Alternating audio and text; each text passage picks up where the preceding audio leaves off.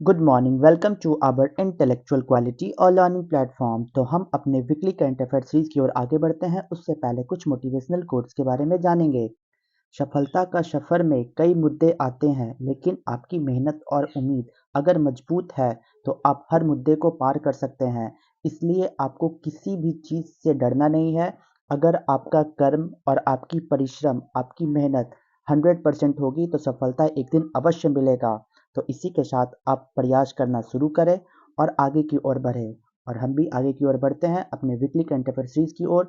उससे पहले आप सभी लोग हमारे टेलीग्राम ग्रुप पर जुड़ जाइएगा। यहाँ पे आपको सारे पीडीएफ प्रोवाइड होंगे हमारे यूट्यूब सेशंस के। तो चलिए 10 दिसंबर से 16 दिसंबर 2023 के सारे वीकली करंट अफेयर्स को हम कवर करेंगे, तो वीडियो के अंत तक बने रहिएगा। क्वेश्चन नंबर 1, निम्नलिखित में से कौन सा देश अब चीन की बिल्ट एंड रोड पहल का हिस्सा नहीं है? तो राइट आंसर हो जाएगा इटली। इटली हाल ही में अनाउंस किया है कि वो अब नो लॉन्गर पार्ट रहेंगी चाइना के belt and road initiative programme का। तो चलिए क्वेश्चन नंबर 2 में चलते हैं। खेलो इंडिया पैरा गेम्स 2023 के पहले संस्करण के शुभंकर का नाम क्या है? तो राइट आंसर हो जाएगा उज्ज्वला।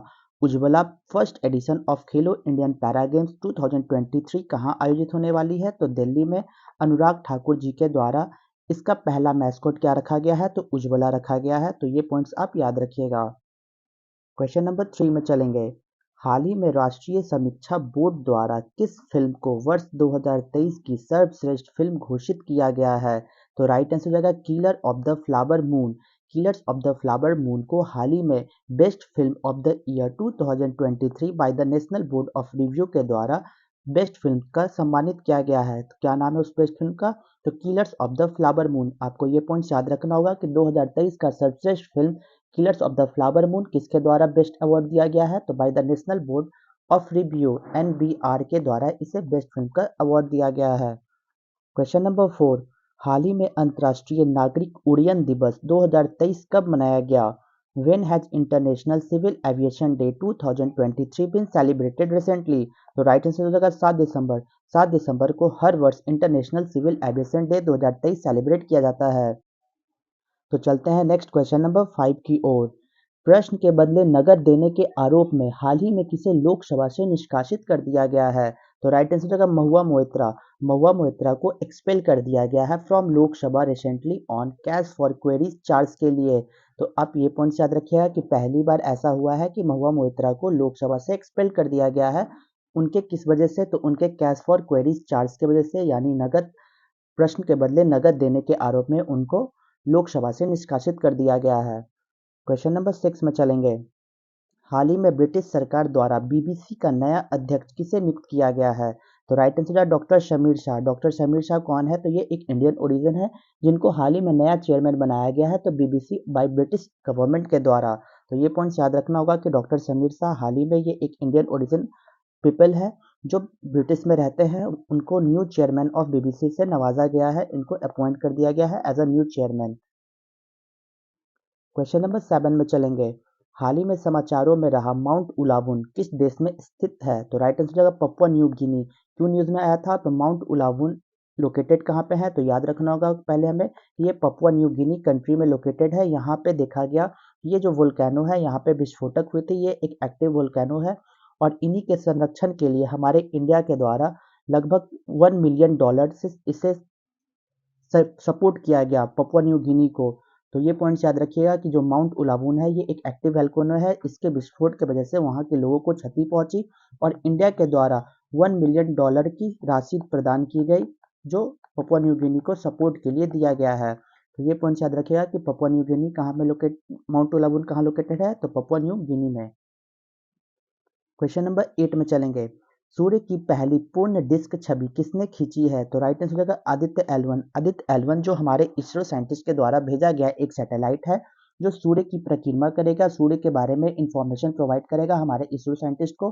तो उसी के द्वारा पहला कैप्चर किया गया first ever full disc of images of the sun. Sun के पूरा इमेज खींचा गया। लगभग 14 से 15 इमेजेस क्लिक किए गए थे आदित्य एल1 के द्वारा, जो मैंने डिटेल में कवर किया था डेली करंट अफेयर सीरीज में।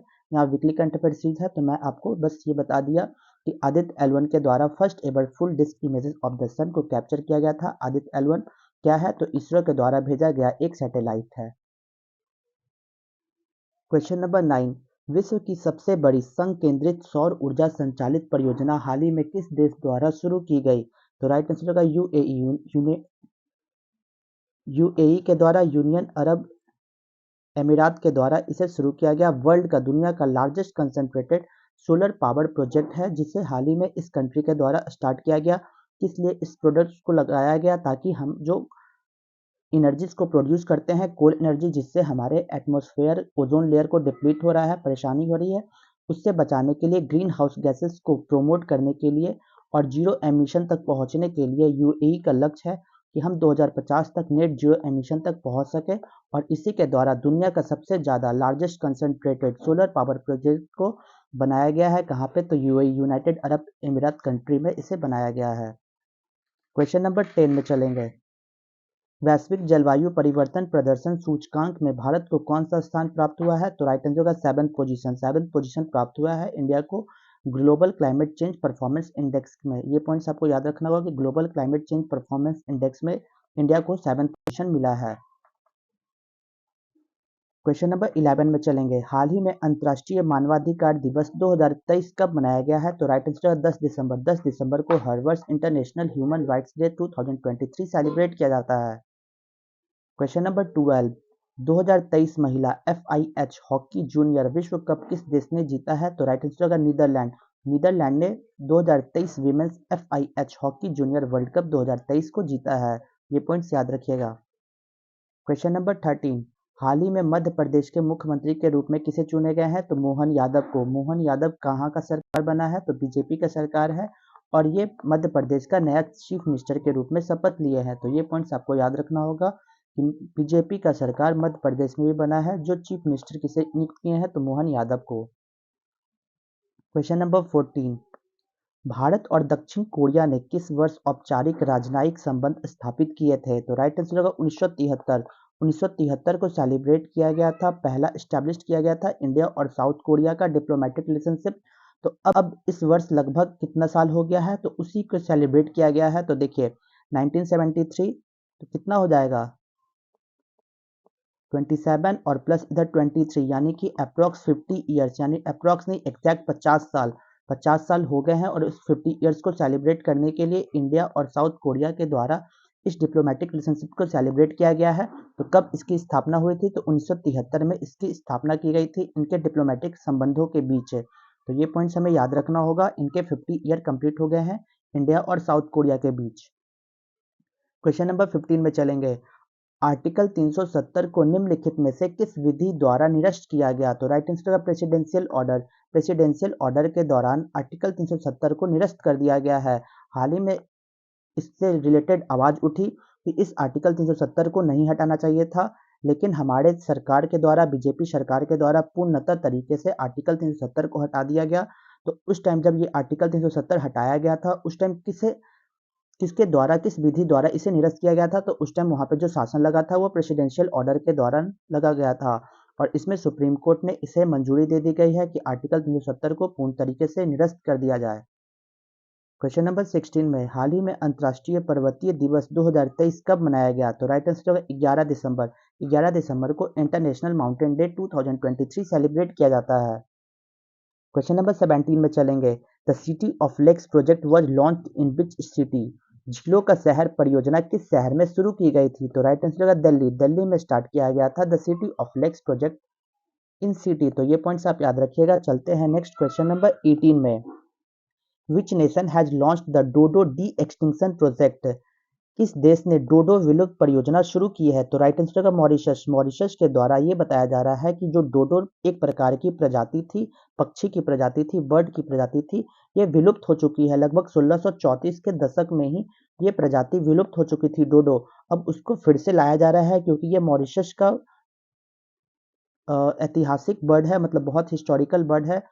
तो इसलिए इस बर्ड को फिर से एक्सटिंक्ट, यानी कि जो ये एक्सटिंक्ट हो गए हैं, इसको फिर से वापस लाया जाए।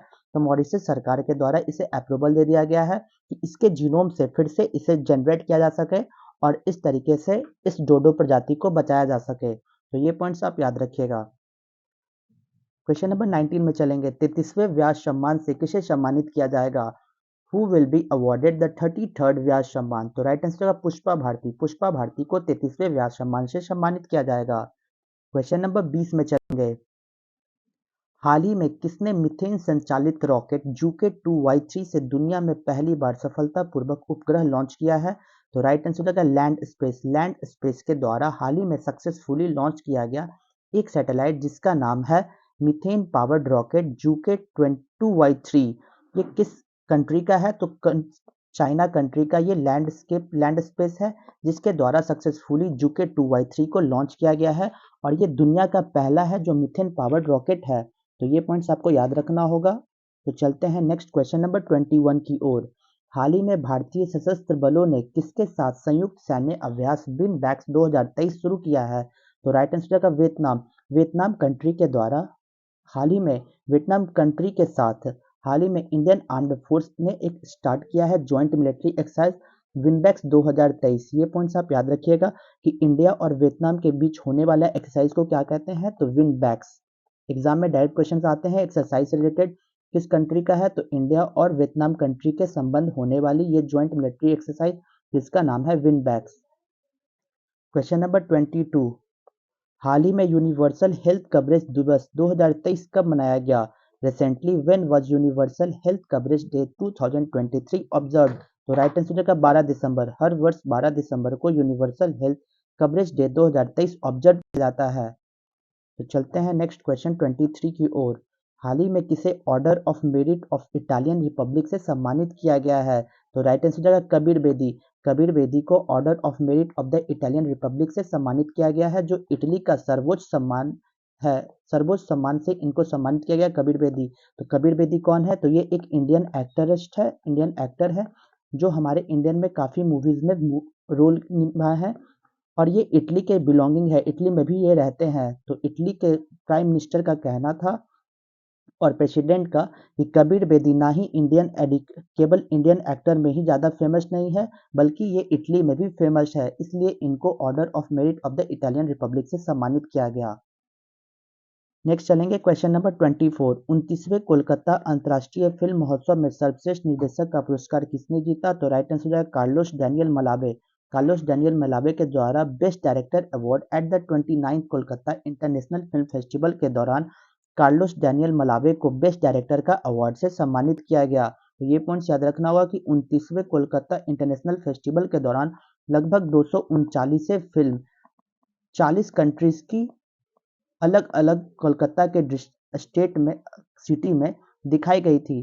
तो आपको बस ये पॉइंट्स याद रखना होगा कि हाल ही में 29th Kolkata international film festival कहाँ आयोजित हुआ था? तो कोलकाता में ही इसका आयोजन हुआ था और इस दौरान बेस्ट डायरेक्टर का अवार्ड कार्लोस डैनियल मलावे को दिया गया था। तो चलते हैं नेक्स्ट क्वेश्चन नंबर 25 की ओर।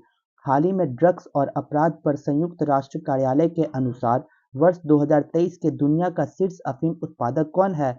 तो राइट आंसर जगह म्यांमार। म्यांमार कंट्री सबसे ज़्यादा उत्पादन करने वाला कंट्री बन गया है किस क्षेत्र में? तो ओपियम, जिसे हम अफीम भी कहते हैं। According to United Nation office on drugs and crime के अकॉर्डिंग ये बताया जा रहा है कि म्यांमार जो कंट्री है वो अफीम की खेती में सबसे नंबर 1 पे बन गया है। पहले नंबर 1 पे था अफगानिस्तान, लेकिन अफगानिस्तान पे तालिबान का अटैक होने के दौरान वहाँ पे अफीम की खेती में गिरावट आ गई है जिसके वजह से म्यांमार टॉप कंट्री बन गया है किस चीज़ में? तो अफीम की खेती में। तो चलिए वीकली करंट अफेयर्स का लास्ट क्वेश्चन चलते हैं क्वेश्चन नंबर 26 में। हाल ही में सुप्रीम कोर्ट ने कौन सा एआई संचालित क्षेत्रीय भाषा अनुवाद टूल लॉन्च किया है? तो राइट आंसर होगा शुबश। शुबश लॉन्च किया गया है जो एआई पावर रीजनल लैंग्वेज होगा। Translation tool has been launched by the Supreme Court के द्वारा। ये पॉइंट्स आपको याद रखना होगा कि सुप्रीम कोर्ट ने कौन सा एआई संचालित क्षेत्रीय भाषा अनुवाद टूल लॉन्च किया है? तो राइट आंसर हो जाएगा शुवर्ष। तो यहाँ तक वीडियो को देखने के लिए thank you so much guys. Video को ज़्यादा से ज़्यादा हो सके तो लाइक शेयर और सब्सक्राइब करें ताकि और भी कंटेंट आपके पास पहुँच सके। जय हिंद जय भारत दोस्तों।